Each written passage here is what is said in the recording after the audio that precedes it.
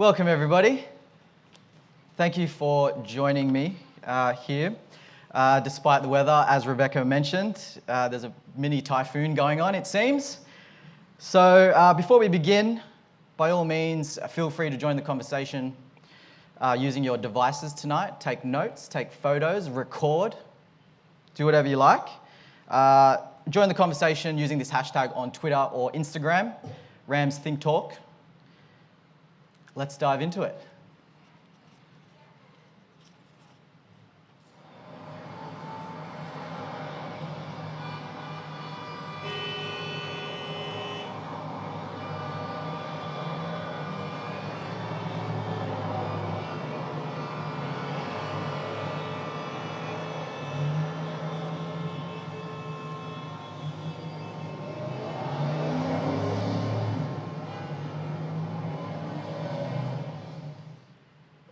Over the months of November, December, and January that just passed, I was in the United States. I was on a speaking tour.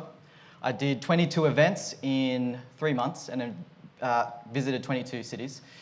And on that journey, it's amazing what you can consciously realize when you're met with the same similar situations. One of which was being on a bus. I spent a lot of time in San Francisco. And I was on this bus, and typical bus there, but with way more people. And as I got on the bus, fighting my way through the crowd, there was a blind man that also joined me on the bus. And he had a guide dog with him. And as I was fighting through the crowd trying to find a seat, didn't find one, was standing up. There were kids yelling, screaming. There was people going to work, people with earphones, tapping their feet. People talking, chatting, people on the phone.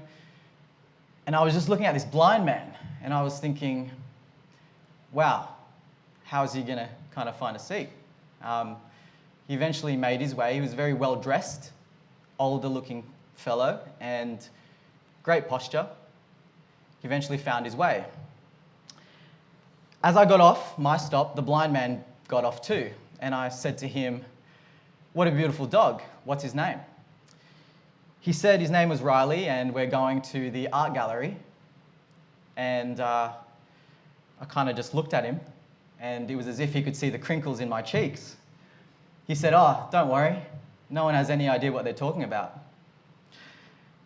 And so off I went. And on that trip, I asked myself what it would be like to be in his situation. There was even a kid who dropped his phone, and although no one flinched at the sound, the blind man did.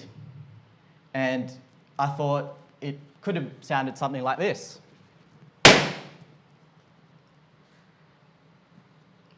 You guys all right?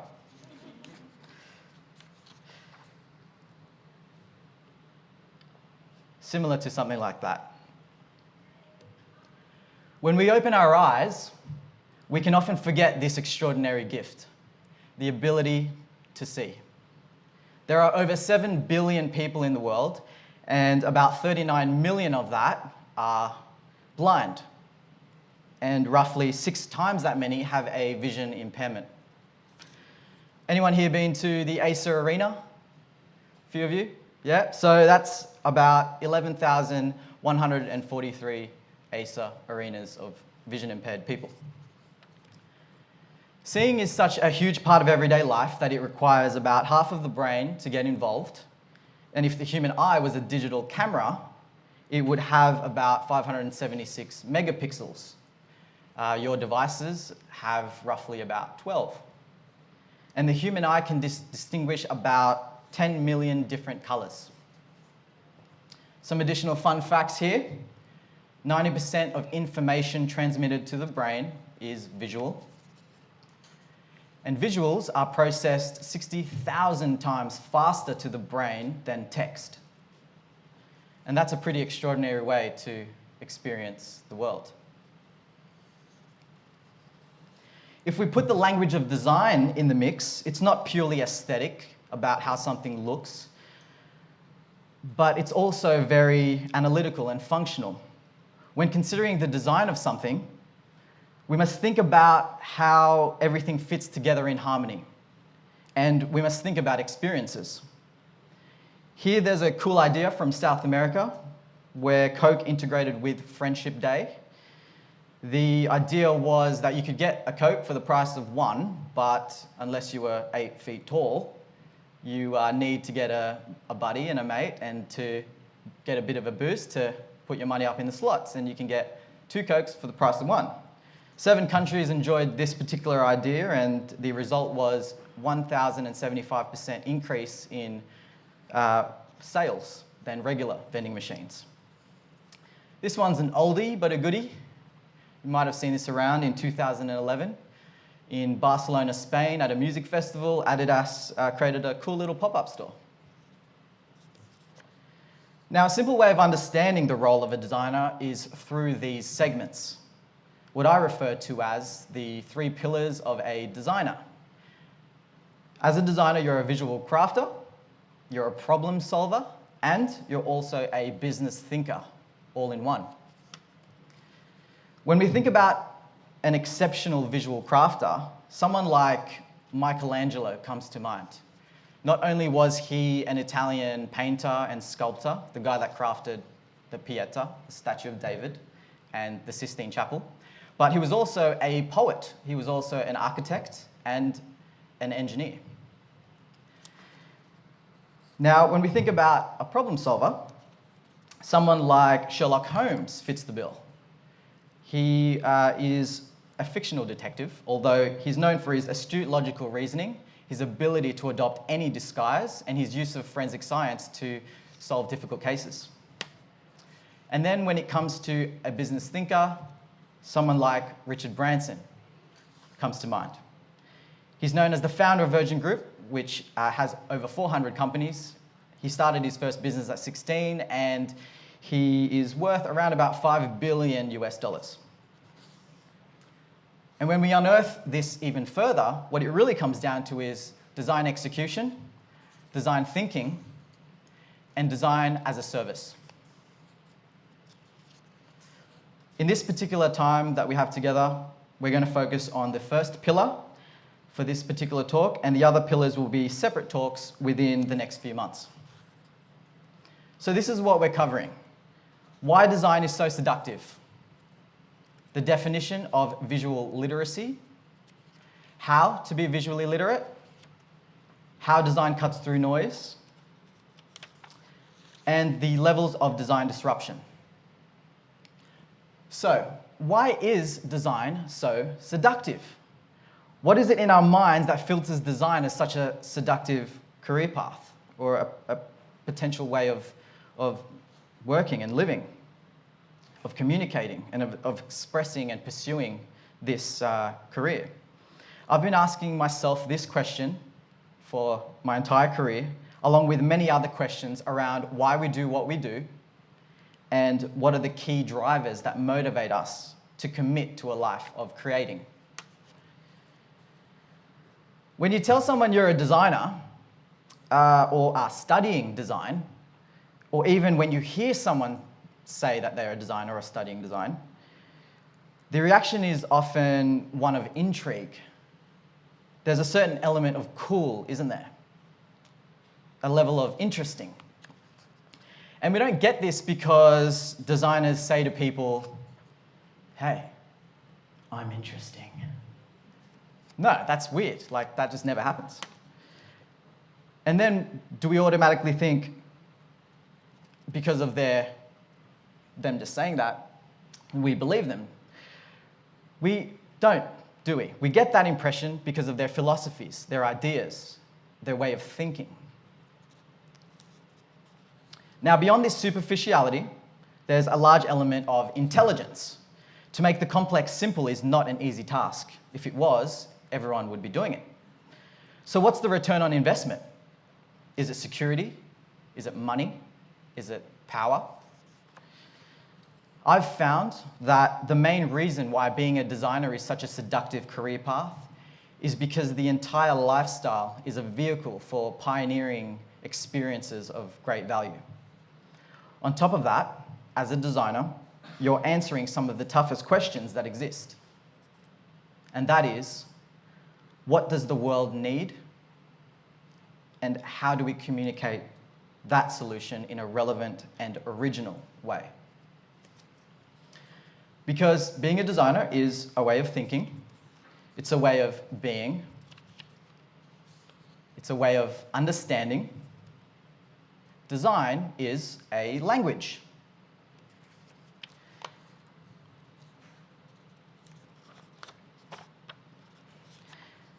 And just like any type of communication, design can make you stop, make you think, and make you take action. This ad reads, "Why is it so hard to see black and blue? 1 in 6 women are victims of abuse. That's no illusion." This is an ad for the Salvation Army in South Africa, playing off the insanely controversial white and black versus black and blue dress topic we all know that almost broke the internet. Now, although the aesthetics and design of a finished product and service is secondary to the idea and the strategy, it's undeniable that we live in an age where appearances matter. And there are 2 layers to this. Firstly, as creative people, we need to package products and services in a way that can be intuitively digested and consumed. Secondly, what we see is a tangible representation of both the brand and the consumer's belief system. From the devices we use to the clothes that we wear, the shoes, bags, cars that we drive, the cafes we hang out in, to the music that we listen to and the concerts we go to. We're buying into an extension of our personality. And it's the very reason why selfies exist. Those that partake are happy to express their personalities in this way. Here we've even got Mona rocking the duck pout. She loves a bit of the selfie. And we've also got the master duck pouting machine, Derek Zoolander. And I'm sure you can all understand the sarcasm in all of this, because it all leads to visual literacy. I'd like to describe visual literacy as the ability to interpret information based on what you see. Raise your hand if you don't know what this is. Nobody. All right. All right, what is it then? I'm sorry, what? It's a like for? All right, rock and roll. I got a Mars bar. I've only got a few, so you better start fessing up with some good answers. Here we go. Heads up. Anyone else think it was a like? No? No one wants a Mars bar. Sweet. All right, I'll just put it away then. How about this one? What is that? A tweet? Twitter, yeah, Twitter. All right. I might get someone else in the head, I think. Should we try? Let's try. I'm just going to Oh, you got to be ready, even if you didn't answer it. Heads. Oh, my God. Jesus. I'm terrible at softball. I'm not going to peg it, but I'll just pass it around later. Do you want one? Here you go. Look, this is Twitter, as we all know, but prior to July 2006, this was just a cute little cyan bird enjoying his vector lifestyle. However, it could be mistaken as the silhouette of one of these guys.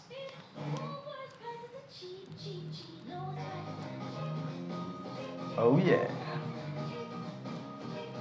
I won't torture you by playing the whole ad because I know that you guys are still recovering from this one.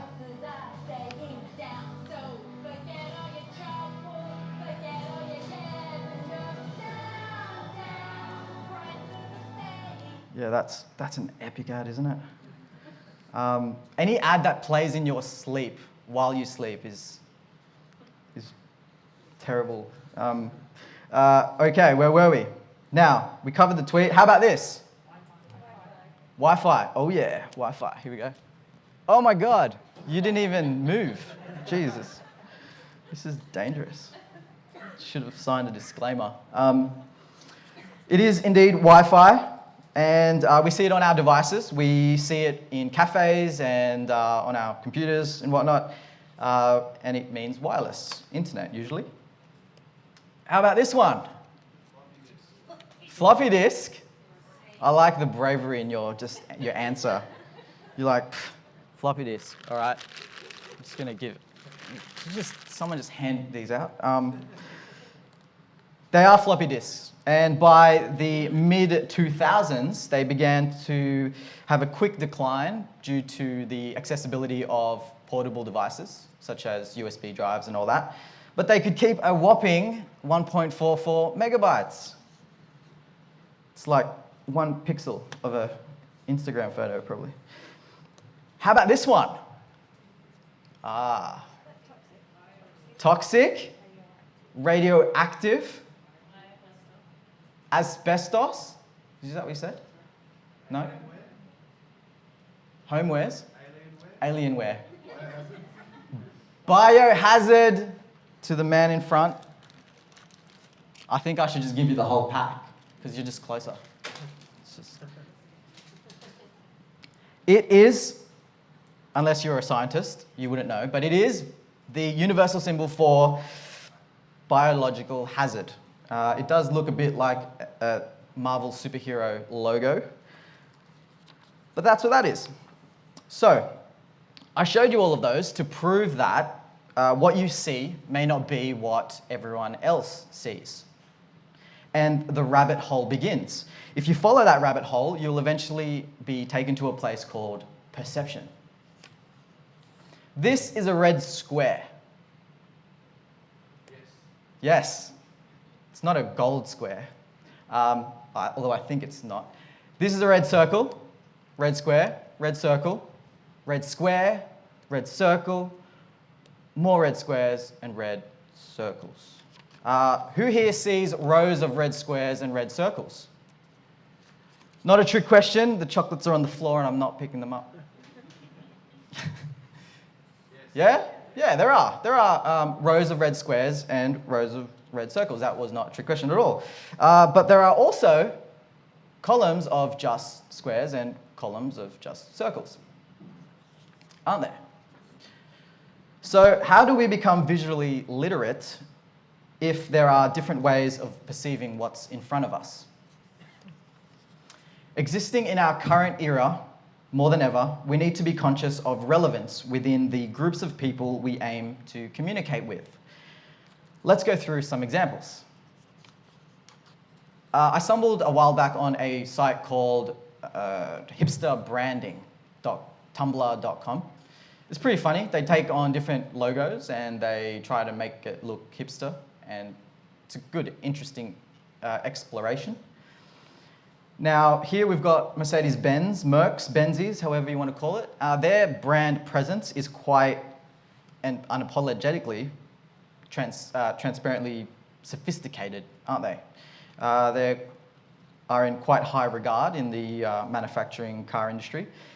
However, this hipster interpretation doesn't really have that voice. And it certainly doesn't reflect the price tag of the cars. Plus, there's an anchor in there which can potentially be misleading. The same with the Apple logo.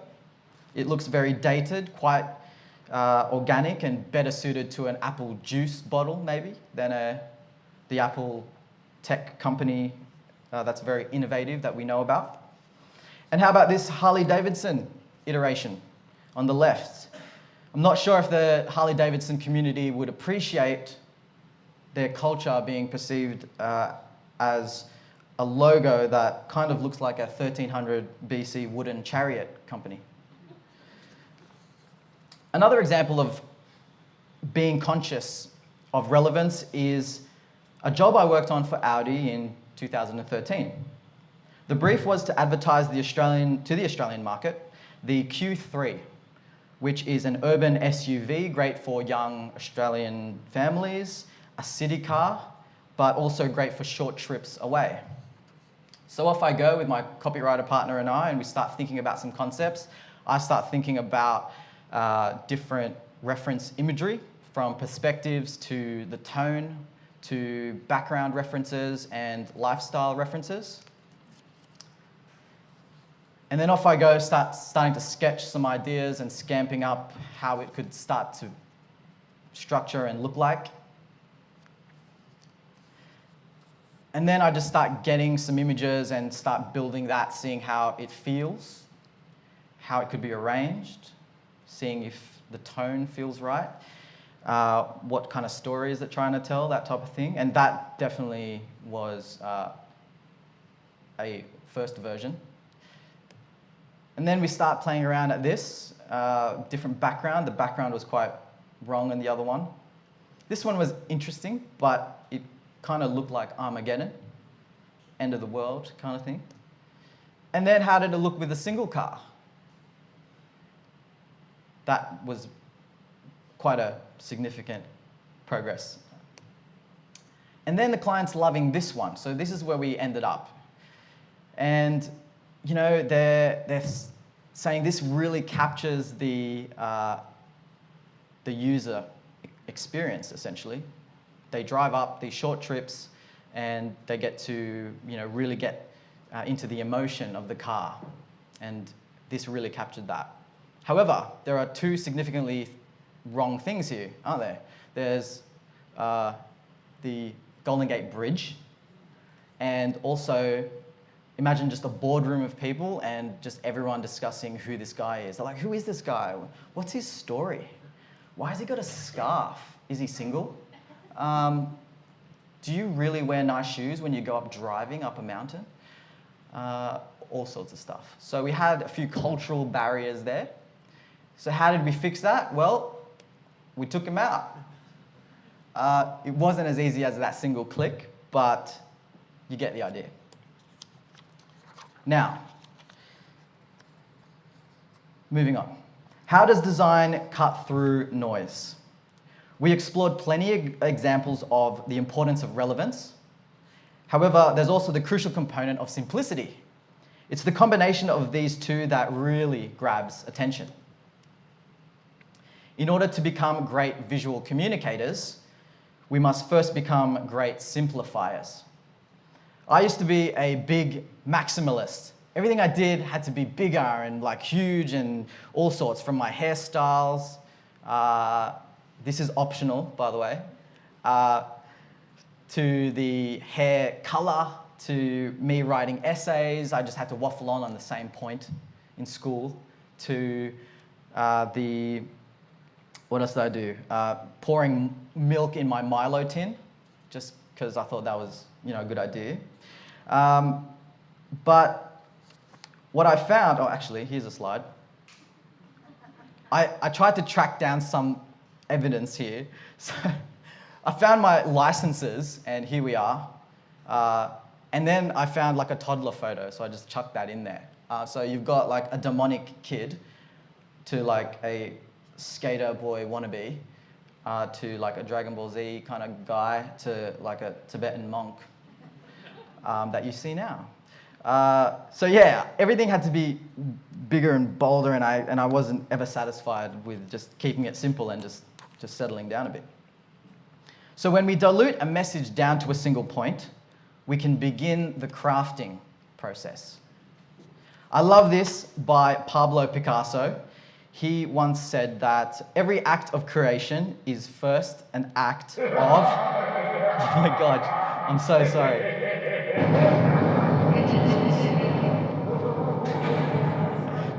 Destruction. Good old Pablo. He's mixing a bit too much paint and wine there. But that was meant to be like, how can I make sure you guys are staying awake? You definitely are now. I'm sorry, I almost gave you like a mid-heart attack. So we need to break things apart. We need to de-link preconceptions, and we need to develop a new point of view. Here's a great example of that being executed.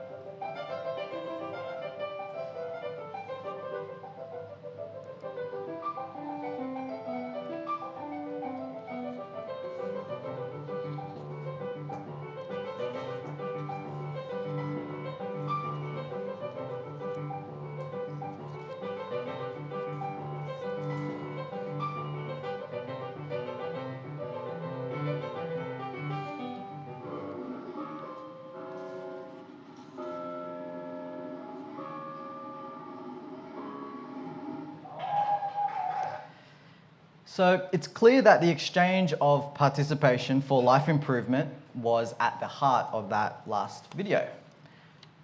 And when we begin to improve and strengthen our visual literacy, we in turn see opportunities to cut through noise, just like that staircase video. The result being disruption. And when we think about that, it's simply an interruption of pattern, of flow, an interruption of normality. A simple example is sleeping. The parallels are silence versus noise. We often need our alarm clocks to wake us up at specific times. The disruption here is effective, but it's also expected. There are, however, levels of disruption that are unexpected, such as this 2006 Sculpture by the Sea entry created by the Glue Society.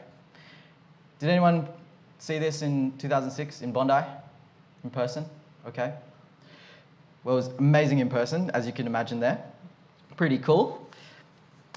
And then there are disruptions that, once experienced, expand our capacity to appreciate our definition of normality.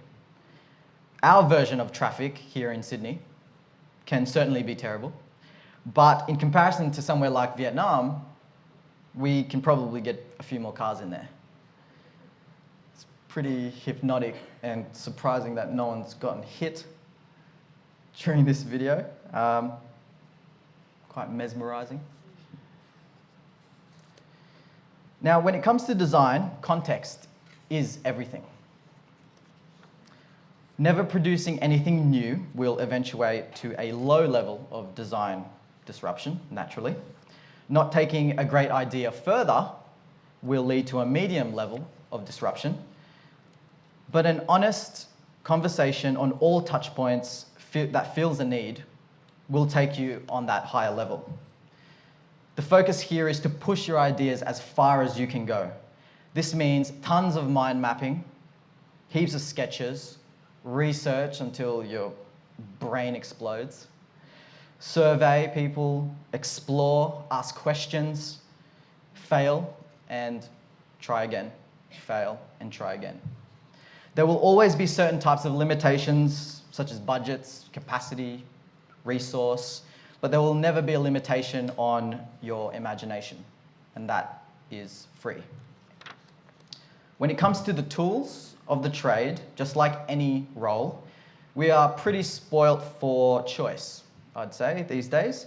We no longer need to use a shovel for large objects when we can use something like this.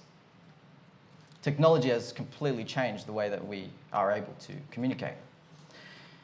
And as a designer, our tools include the internet, our computers, handheld devices, software such as the Adobe Creative Suite or the cloud, pencil and paper, swatch libraries, Wacom tablets, a whole bunch. So coming full circle now, to ignite this first pillar even further, I'd like to share with you my top 5 design execution tips to accelerate your visual craftsmanship in no particular order. Tip number 1, get your Shakespeare on. Now, I don't mean throw pebbles at the one that you love. If you do that, that's cool. No judgment here. What I am recommending is sticking to the basics. At times, we may forget the importance of conscious streaming. When we start with pencil to paper, we imprison our thoughts on a page and we make it real. It also saves us a ton of time. Designing on the computer should happen much later. I know it's tempting, but try to contain yourself. An example of that is a job I did for Commonwealth Bank, where they wanted infographics, and it was a very tight deadline, and they gave a whole bunch of data in a stack about that big. Someone here is smiling because they worked on me with it. But it was a monster of a job because there was just so much data and I had free reign to pick what was the most interesting bits to turn into infographics. So here I am, just literally, this was my sketch, and it was a long poster. Just imagine a really long poster. So this is the segment of it there, and just sketching away. then I just had to design it. But it was so much quicker for me to curate that data on a page and filter that out. So as we scroll down, more infographics there. It could have been like a kilometer long, to be honest with you, but we capped it to a poster. And then after I did that, I thought, wow, that's cool. I'm really happy with that. That's done. And then they asked for another 9 more. So bombs away. Design tip number 2, never compromise legibility for decoration. Now, I won't show you examples of this particular one. It's pretty self-explanatory.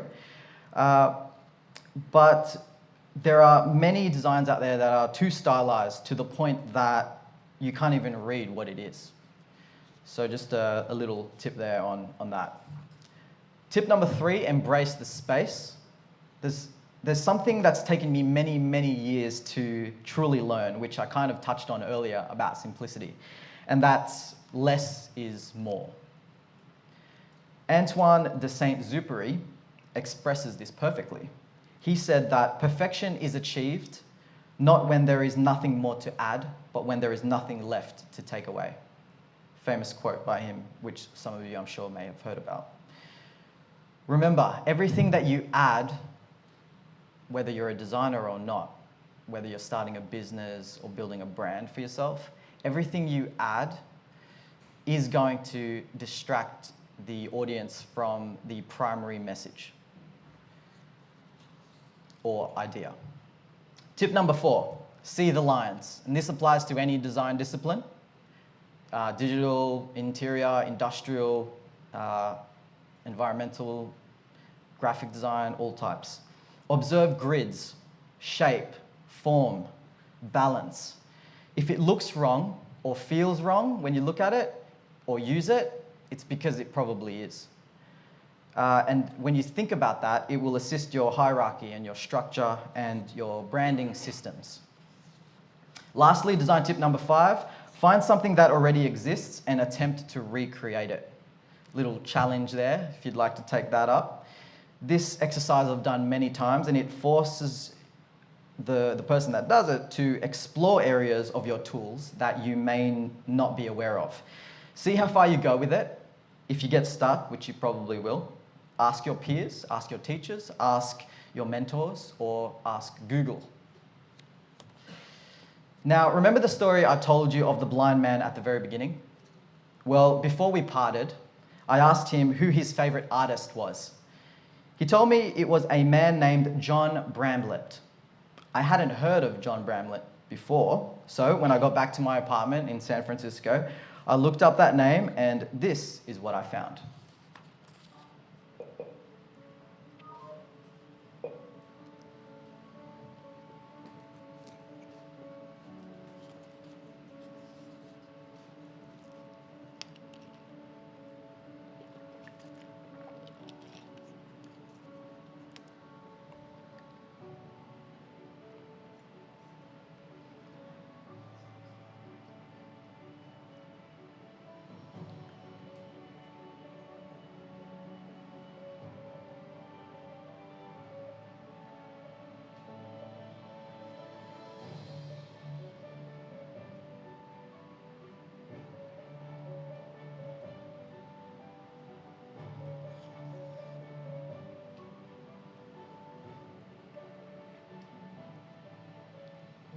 After I lost my eyesight, I wasn't afraid to fail anymore. The first step in my art career was going blind, and I'm happier than I've ever been in my life. It reminded me of this quote by Henry David Thoreau. It's not what you look at that matters, it's what you see. So, in summary, here are my parting words. It's the job of a designer to see things that others may not, to dive into worlds that many can't even begin to imagine, to bring souvenirs back from those places, to extract what is really important and what is really necessary. Keep exploring, keep questioning, keep experimenting, and allow yourself to be seduced by design. Be completely immersed in it, because what you'll find out is if you haven't already, that the entire lifestyle is indeed a vehicle for pioneering experiences of great value. Thank you very much.